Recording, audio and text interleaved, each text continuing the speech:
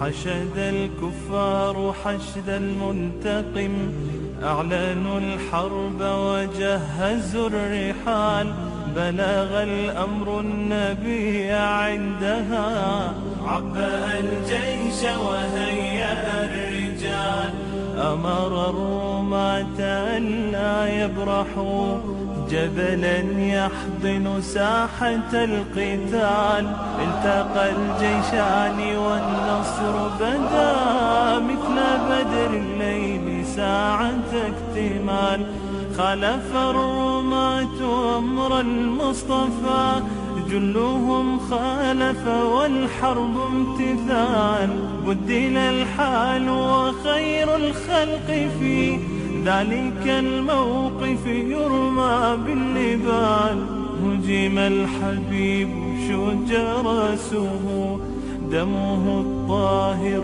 فوق الوجه سال، هجم الحبيب شج رأسه بسم الله الرحمن الرحيم. الحمد لله رب العالمين، وأصلي وأسلم صلاة وسلاما على نبينا محمد وعلى آله وصحبه أجمعين ثم أما بعد. Alors nous voilà dans ce deuxième volet du documentaire consacré à la bataille de Uhud. Je me positionne en ce moment dans un des lieux les plus sacrés de l'islam. Je suis sur l'enceinte de la mosquée du prophète alayhi salatu wassalam à Médine, et plus précisément du côté nord. Pourquoi est-ce qu'on s'est positionné ici? Parce que c'est d'ici que les troupes de l'armée du prophète alayhi salatu wassalam vont sortir et vont se diriger vers Uhud, qui est là-bas au loin en face de moi. Alors je rappelle que nous sommes le vendredi, le 6 ou le 14 selon les versions, du mois de Shawwal de la 3e année de l'Hégire. Le Nabi alayhi salatu wassalam a fait son sermon du vendredi, et ensuite il a concerté ses compagnons radiyallahu ta'ala anhum, et par la suite ils ont prié l'Asr avant de se réunir ici pour se diriger vers Uhud. Et c'est d'ici que notre voyage bi'idhnillah ta'ala dans le temps va commencer. C'est d'ici qu'on va se plonger dans l'histoire, et Inch'Allah ta'ala dès à présent on va se diriger vers Sahat al-Shaykhain, qui est un espace entre Médine et Uhud dans lequel les troupes de l'armée musulmane vont s'arrêter, et Inch'Allah ta'ala sans plus attendre on se dirige vers Sahat al-Shaykhain. Nous arrivons sur Sahat al-Shaykhain. On peut voir que c'est un espace qui se situe entre Al-Masjid al-Nabawi, donc Médine au temps du prophète alayhi salatu wassalam, qu'on peut apercevoir à l'arrière de l'image, et Uhud. Sahat al-Shaykhain est cet espace entre Médine et Uhud. C'est ici que le Nabi alayhi salatu wassalam va s'arrêter avec les Sahaba radwanullah ta'ala alayhim pour, Inch'Allah ta'ala, se préparer à la rencontre qui va se dérouler le lendemain. Donc le Nabi alayhi salatu wassalam est sorti après avoir prié Salat al-Asr, et c'est ici que le Nabi alayhi salatu wassalam va décider de passer la nuit, et c'est également ici que va se dérouler un fait majeur. Nous avons changé de plan. Uhud est derrière moi alors que Médine est en face de moi. Le fait majeur duquel je vous parlais est le retour des hypocrites. C'est d'ici que Abdullah ibn Ubay ibn Salul va décider de quitter les rangs du prophète alayhi salatu wassalam et de retourner à Médine. Il repart, mais il ne repart pas tout seul. Il y a 300 hommes qui le suivent. Voilà que l'armée du prophète alayhi salatu wassalam, qui était constituée jusque-là de 1000 hommes, se retrouve à 700. Alors il était très vicieux de la part de Abdullah ibn Ubay ibn Salul de se comporter de la sorte, puisqu'il a voulu de cette manière-là déstabiliser le rang du prophète alayhi salatu wassalam et faire en sorte que ceux-ci se divisent et qu'ils n'aillent pas au combat. D'ailleurs, il y a 2 factions parmi les Médinois qui ont failli retourner avec lui à Médine. Et ces 2 factions sont la tribu de Bani al-Haritha ainsi que la tribu de Bani Salima. Les 2 tribus qu'on avait situées dans le plan durant la première partie de ce documentaire. Alors ces 2 tribus ont failli retourner, si ce n'est qu'Allah Azza wa Jalla les a raffermis et a fait en sorte qu'ils sont restés fermes dans leur engagement et qu'ils sont restés auprès du prophète alayhi salatu wassalam. Lorsque les hypocrites repartent, il y a Abdullah ibn Haram qui les suit et qui leur dit: comment pouvez-vous quitter le prophète alayhi salatu wassalam en de telles occasions? Comment pouvez-vous délaisser les vôtres et retourner alors que le combat est proche? Ceux-ci disent: il n'y aura pas de combat, et ils essayent de trouver des excuses pour repartir. Mais voilà que la technique d'Abdullah ibn Ubay ibn Saloul a failli fonctionner. D'ailleurs, Allah Azza wa Jal relate ces faits lorsqu'il dit وَإِذْ هَمَّتْ طَائِفَتَانِ مِنْكُمْ أَنْ تَفْشَلَا وَاللَّهُ وَلِيُّهُمَا وَعَلَى اللَّهِ فَلْيَتَوَكَّلِ الْمُؤْمِنُونَ. Allah Azza wa Jal parle de ces deux factions qui ont failli se retirer. Et Jabir ibn Abdullah, radiyallahu ta'ala anhu, lorsqu'il parle de ce verset, il dit « Je n'ai jamais souhaité que ce verset ne soit pas révélé. » Parce que lui fait partie de Bani Salima. Donc ce verset parle de lui et de sa tribu. Et ce verset, si l'on fait attention, est introduit par une réprimande parce qu'ils ont failli quitter l'armée du prophète, mais il est conclu par des éloges, puisqu'Allah Azza wa Jal dit « Wallahu waliyuhuma », c'est qu'Allah Azza wa Jal est l'allié de ces deux tribus. Si tel est le cas de ceux qui ont failli retourner avec les hypocrites, que dire du reste de l'armée qui est resté ferme dans son engagement et qui est resté ferme dans ses positions afin de rester autour du prophète et d'aller à l'ennemi pour combattre. Cela nous donne le ton. Il est très important de comprendre cela parce que tout ce qui va se dérouler par la suite doit être compris à la lumière de cet événement. C'est que l'armée qui va aller, l'armée du prophète qui va aller combattre Quraysh part avec la force de la foi. Et ça, c'est indiscutable. Alors, le Nabi au petit matin prépare ses troupes et veut aller à l'ennemi qui se trouve déjà lui sur les lieux à Uhud. Mais il reste un obstacle qu'il va falloir franchir. C'est que, étant donné que Quraysh sont déjà sur le site et que Nabi va vouloir mettre en œuvre sa stratégie de guerre, qui se résumera au fait de forcer le face-à-face tel qu'on va le voir dans ce qui va suivre, pour pouvoir arriver à mettre en place cette stratégie de guerre, il va falloir impérativement qu'il se positionne tel qu'il le conçoit. Mais en arrivant de face, il risque d'attirer l'attention de Quraysh et les combats risquent d'avoir lieu et Nabi ne pourra pas mettre en œuvre sa stratégie. Donc il va falloir tromper la vigilance de Quraysh et pour ce faire, il va faire appel à Abu Khaythama al-Harisi qui fait partie de la tribu de Bani al-Haritha. Nous sommes sur leur terre en ce moment et Bani al-Haritha, c'est ceux qui occupent l'espace entre ici et Uhud du côté est. Donc Abu al-Haritha va avoir la mission de faire passer les troupes du prophète par les palmeraies de son territoire. On sait que lorsqu'une armée entre dans un palmeraie, il risque de perdre tout sens d'orientation et on a vu que c'était la cause pour laquelle Quraysh n'a pas attaqué par le sud de Médine. Donc Nabi fait appel à Abu al-Khaythama qui le fait passer par les palmeraies et voilà que Nabi va arriver sur le site ayant trompé la vigilance de Quraysh. Il va pouvoir se positionner comme il le conçoit et sans plus attendre nous allons nous diriger sur le site même de Uhud et on va pouvoir observer le rapport qu'il y a entre le positionnement et la stratégie du prophète alayhi salatu wassalam. Voici un gros plan sur Sahat al-Shaykhain et c'est de là que Nabi va se diriger vers Uhud. Donc il passe par les palmeraies de Bani al-Haritha afin de tromper la vigilance de Quraysh. Le Nabi va venir se positionner et mettre Uhud dans son dos. Cela afin de pouvoir mettre en œuvre sa stratégie de guerre.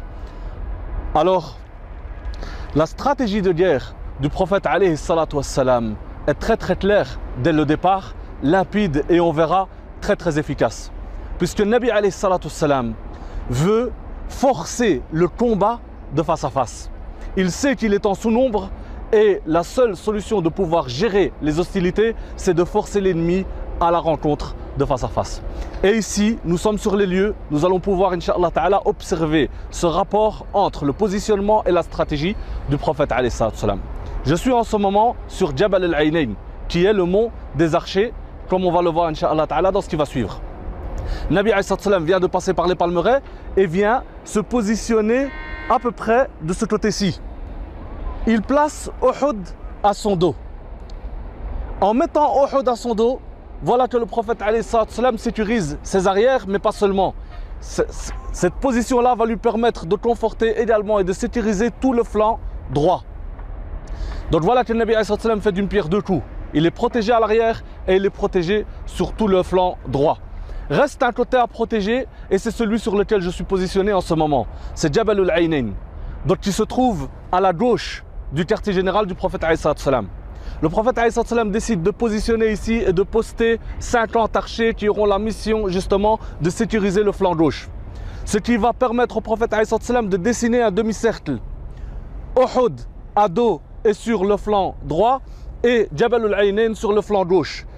Le demi-cercle est tracé, l'armée de Quraysh ne pourra qu'attaquer le prophète sallallahu alayhi wa sallam de face. Voilà que les combats auront lieu entre Jabal al-Aynain et le mont de Uhud qu'on peut voir là-bas. Alors comment est-ce que chaque armée va se positionner, se structurer et se motiver? C'est ce qu'on va voir Inch'Allah Ta'ala dans la suite de reportage. Nous sommes ici du côté de l'armée de Quraysh. C'est par ici qu'elle est dispersée de ci et de là. Et on peut voir le Jabal al-Rumah ainsi que Uhud et l'armée du prophète sallallahu alayhi wa sallam qui se dresse devant eux. Eux sont sur les lieux depuis mercredi. Donc ils y sont restés mercredi, jeudi, vendredi et aujourd'hui, le samedi, c'est le jour de la bataille. Alors comment est-ce que l'armée de Quraysh va se structurer? À la tête, il y a Abu Sufyan, le PDG de l'armée de Quraysh, qui lui va subdiviser ses troupes en trois. Alors sur la droite, il va placer Khalid ibn al-Walid à la tête de la cavalerie. Donc le flanc droit sera occupé par ces troupes-là qui sont juste du côté de Jabal al-Rumah. Au centre, il va placer Safwan ibn Umayya et également les porte-drapeaux Bani Abd ad-Dar sur lesquels on va revenir bientôt. Sur le flanc gauche, donc du côté de l'armée, du côté de la montagne de Uhud, il va placer Ikrima ibn Abi Jahl et avec lui il y aura quelques chevaux. Ça c'est au niveau de la disposition. Derrière ces troupes, il va placer le rang des femmes qui étaient venues également pour supporter les troupes et Inch'Allah Ta'ala on reviendra également sur le rôle des femmes. Ça c'est au niveau de la structure. Alors comment est-ce qu'il va faire pour motiver ses troupes, pour encourager ses troupes? Alors Abu Sufyan va utiliser et va jouer sur trois cordes sensibles. Qu'est-ce qu'il va faire? Il va d'abord se diriger vers ses porte-drapeaux, vers Bani Abd ad-Dar. Et il va leur dire, Ya Bani Abd ad-Dar, vous aviez la mission et vous avez la mission de porter le drapeau. Parce que Quraysh était ainsi constitué. Chaque tribu, parmi les tribus de Quraysh, avait un rôle à jouer au sein de leur appartenance générale de Quraysh. Donc chacun avait sa mission. Bani Abd ad-Dar ont toujours eu la mission, génération après génération, de tenir le drapeau en temps de guerre. Pourquoi? Parce qu'ils étaient de grands guerriers, connus pour leurs sacrifices, pour leurs efforts et pour leur savoir-faire en ce qui concerne les armes et les armées. Donc Bani Abd ad-Dar, eux qui ont ce drapeau depuis des générations, Abu Sufyan va venir chez eux et va leur dire, Ya Bani Abd ad-Dar, vous aviez le drapeau le jour de Badr. Et vous savez ce qui nous est arrivé ce jour-là. Vous savez également que les porte-drapeaux sont au cœur de la victoire ou de la défaite. D'après vos efforts, d'après votre façon de combattre, il y aura victoire ou défaite. Si le drapeau tombe, c'est toute l'armée qui tombe. Et si le drapeau reste bien en l'air, à ce moment-là, les troupes seront capables de faire face à l'ennemi et l'organisation autour du drapeau se fera du mieux que ce soit. Donc en faisant cela, qu'est-ce qu'il va rajouter de plus à ce qui était connu à l'époque? C'est que Abu Sufyan va leur dire, soit vous êtes à la hauteur de prendre ce drapeau, ou alors laissez-le nous et on le mettra entre les mains de ceux qui sont capables de le faire, entre des mains dignes. Taban Bani Abd ad-Dar, il était hors de question, et Abu Sufyan lui-même le savait, il était hors de question qu'ils acceptent une telle proposition. C'était uniquement pour les mettre en colère, c'était uniquement pour raviver en eux la haine, la colère, et que pour vraiment ils donnent tout ce qu'ils ont pour mener l'armée de Quraysh à la victoire. Évidemment, leur état d'esprit va se faire entendre sur toute l'armée de Quraysh. Également, qu'est-ce qu'il va faire Abu Sufyan? C'est qu'il va faire intervenir les femmes qui, elles, étaient positionnées derrière. Il va les faire intervenir en rappelant aux troupes de Quraysh que la noblesse de Quraysh, que les femmes, que l'honneur de Quraysh est présente parmi eux. Donc elles vont se manifester, mais elles vont également chanter les louanges des morts, des défunts de la bataille de Badr au rythme des tambours. Ça va leur rappeler Badr, ça va réanimer l'esprit de vengeance dans les troupes de l'armée de Quraysh qui est une force pour eux, comme on l'a dit dans la première partie de ce documentaire. Abu Sufyan va utiliser un troisième moyen pour concrétiser sa victoire. C'est qu'il va contacter l'armée du prophète alayhi salatu salam. Il va leur envoyer un homme et un courrier. Alors il envoie Abu Amr al-Rahib qui était un des Aus, un des notables de Médine. Et il envoie cet homme-là qui pensait qu'en tant que notable de Médine, il va pouvoir rallier à sa cause certains Médinois. Donc il arrive, Abu Amir, et il dit aux Médinois, rappelez-vous que je suis parmi vous, et il essaye de les rallier à sa cause et de les faire se détourner du prophète alayhi salam et de l'armée du prophète alayhi salam. La deuxième chose qu'il va faire Abu Sufyan, c'est qu'il va envoyer donc ce courrier dans lequel il va s'adresser à tous les Médinois, à toutes les tribus confondues de Médine. Il va leur dire quoi? Il va leur dire, sachez que cette guerre est entre nous et nous. Entre nous, les gens de la Mecque et les gens de la Mecque. Le prophète alayhi salam est un Mecquois, c'est un Qurashite. Donc cette guerre nous regarde, c'est une guerre interne. Retirez-vous et sachez qu'on n'a aucune intention de prendre Médine et on n'a aucune intention de vous faire du mal. La seule chose que l'on veut, c'est nous arranger entre nous, donc laisser entre nous et le prophète sallallahu alayhi wa sallam. Lui, il veut quoi?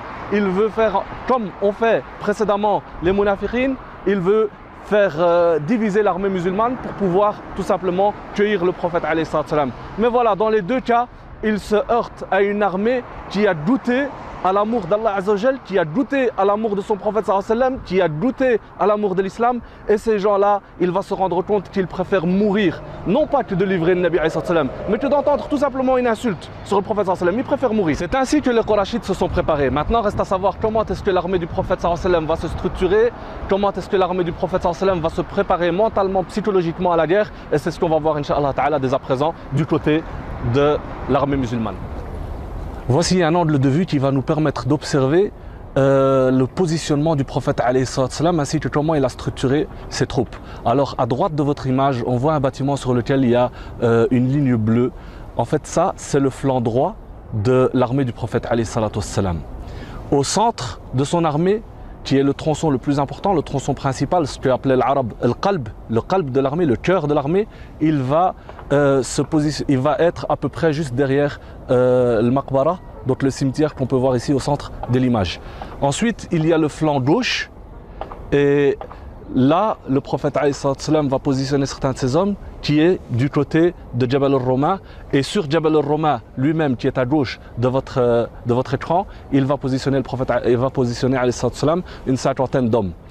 Lui, alayhi salam, va être derrière ses troupes, d'où il va superviser le ma'araka et il va donner ses ordres pour mener ses troupes à la victoire. Donc sur le flanc droit, le prophète alayhi salam va positionner al-Miqdad ibn al-Aswad, qui lui donc va être du côté de Jabal Uhud et qui va avoir en face de lui Ikrima ibn Abi Jahl, comme on l'a vu. Au centre, le prophète alayhi salam va positionner Hamza radiyallahu ta'ala anhu, et il mettra également le porte-drapeau principal qui est Mus'ab ibn Umayr radiyallahu ta'ala anhu. Sur le flanc gauche, le prophète alayhi salam va positionner Al-Mundhir ibn Amr radiyallahu ta'ala anhu, qui lui aura en face de lui Khalid ibn al-Walid à la tête de la cavalerie. Ensuite, sur Jabal al-Ruma même, il va positionner donc ses hommes à leur tête. À leur tête, il va positionner Abdullah ibn Jubayr. Le prophète alayhi salam est tout à fait conscient dès le départ que son talon d'Achille, c'est ce Jabal al-Ruma. Donc il va y placer 50 archers et il va leur donner un ordre clair et limpide en s'adressant tout d'abord à l'ensemble des archers et ensuite à celui qu'il va placer à leur tête, qui est Abdullah ibn Jubayr radiyallahu ta'ala anhu. Il va s'adresser à l'ensemble des archers en leur disant: vous avez la mission de rester sur ce mont et sous aucun prétexte vous ne descendez. Il va leur dire: si vous voyez les charognards venir dépecer nos corps, vous restez à votre place jusqu'à ce que vous en recevez l'ordre formel de ma part. Également, si vous nous voyez vainqueurs, vous restez et vous tenez place sur ce mont sans ne jamais descendre jusqu'à ce que vous en receviez l'ordre formel de ma part. Donc un ordre clair et limpide. Le Nabi alayhi salam va ensuite parler avec Abdullah ibn Jubayr. Il va lui adresser un ordre devant l'ensemble des archers. Il ne va pas lui parler à huis clos.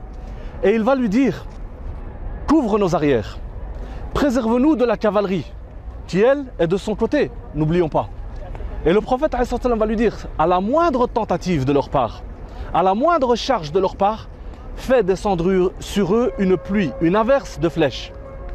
Ensuite il lui dit alayhi salam: ne sois pas à l'origine de notre défaite. Des ordres clairs, translucide, limpide. Le Nabi alayhi salam est conscient dès le départ que cet endroit peut être la cause de la défaite.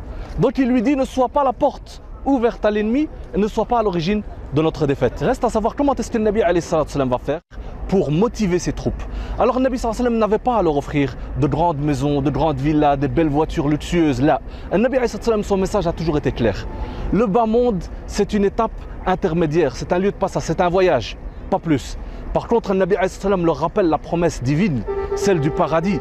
Il leur rappelle qu'ils sont là pour honorer leurs engagements. Il leur rappelle qu'aujourd'hui, la sincérité est mise à l'épreuve. Il leur rappelle qu'aujourd'hui, il y a des gens qui vont sentir et presque déjà goûter aux délices du paradis. Le prophète met cette ambiance de se rappeler l'au-delà. Également, le prophète va brandir son épée. Donc il sort son épée et il dit lequel d'entre vous est capable de prendre cette épée et de l'honorer. Alors beaucoup de sahaba vont dire moi, ya Rasulallah, jusqu'à ce que Abu Dujana va faire quoi? Il va venir au prophète et il va lui dire ya Rasulallah, mais comment honorer ton épée? Donc il pose cette question cruciale que le Nabi sallam apparemment attendait. Et il dit alayhi sallam, honorer cette épée, c'est la brandir et ne pas la délaisser, ne pas l'abaisser jusqu'à ce que l'ennemi lui-même plie. Abu Dujana a dit ya Rasulallah, elle est pour moi. Je vais m'en occuper, je vais l'honorer et je m'engage à prendre cette épée à juste titre. Abu Dujana, dès qu'il prend l'épée, qu'est-ce qu'il fait? Il sort son turban rouge et il se le place autour de la tête.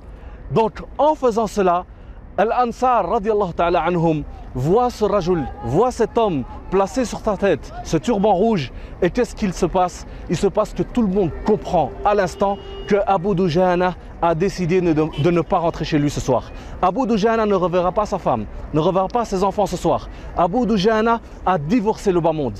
Abu Dujana est en train de mettre en atmosphère générale dans toute l'armée musulmane l'esprit du sacrifice, l'esprit du martyr, l'esprit du djihad. Abu Dujana, en faisant cela après, il se balade dans les troupes ou entre les troupes de l'armée musulmane et il se pavane, il gonfle le torse et le Nabi alayhi salam, en le voyant, il dit voilà une position, voilà une stature, voilà une démarche qu'Allah Azza wa Jal n'aime pas, qu'Allah Azza wa Jal déteste en dehors de ce contexte-ci. Pourquoi? Parce que justement Abu Dujana, gonflé à bloc, va faire en sorte qu'il va étaler son état d'esprit sur toute l'armée musulmane et voilà que toute l'armée musulmane est moralement prête à passer aux hostilités. Donc voilà comment est-ce que les deux armées se préparent, que ce soit au niveau de la structure ou au niveau de l'esprit mental. Et dès à présent, on va passer au début des rencontres qui vont commencer, Inch'Allah Ta'ala, par certains duels.